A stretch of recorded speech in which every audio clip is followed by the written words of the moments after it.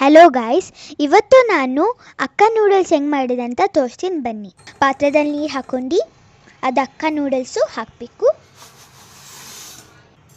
ನೀರಲ್ಲಿ ಬೆಂದದ ಮೇಲೆ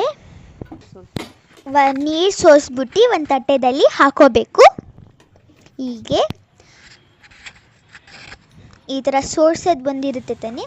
ಆಮೇಲೆ ಕ್ಲೀನಾಗಿ ತೊಳ್ಕೊಂಡು ಸೋಸ್ಕೊಂಡು ಈರುಳ್ಳಿ, ಬಟಾಣಿ, ಹಸಿಮೆಣಸಿನ್ಕಾಯಿ, pepper, garlic paste, flakes, organo ಮತ್ತು ಕೊತ್ತಂಬರಿ.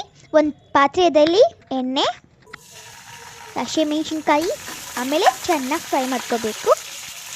ಈರುಳ್ಳಿ ಇವಾಗ ಚೆನ್ನಾಗಿ ಫ್ರೈ ಮಾಡ್ಕೋಬೇಕು. ಈರುಳ್ಳಿನ ಸ್ವಲ್ಪ ಉಪ್ಪು ಹಾಕಬೇಕು, ಆಮೇಲೆ ಜಿಂಜರ್ ಪೇಸ್ಟ್ ಹಾಕಬೇಕು, ಆಮೇಲೆ ಚೆನ್ನಾಗಿ ಫ್ರೈ ಮಾಡ್ಕೋಬೇಕು.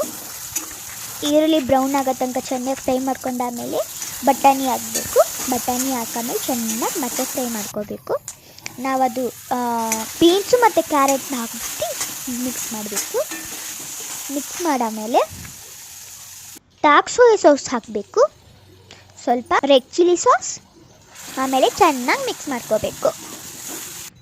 ಮಿಕ್ಸ್ ಆದಮೇಲೆ ಸ್ವಲ್ಪ ಟೊಮ್ಯಾಟೊ ಕೆಚಪ್ಪು ಮತ್ತು ಪೆಪ್ಪರು, ಆಮೇಲೆ ಆರ್ಗ್ಯಾನೋ ಮತ್ತು ಚಿಲ್ಲಿ ಫ್ಲೇಕ್ಸು ಚೆನ್ನಾಗಿ ಮಿಕ್ಸ್ ಮಾಡ್ಕೋಬೇಕು.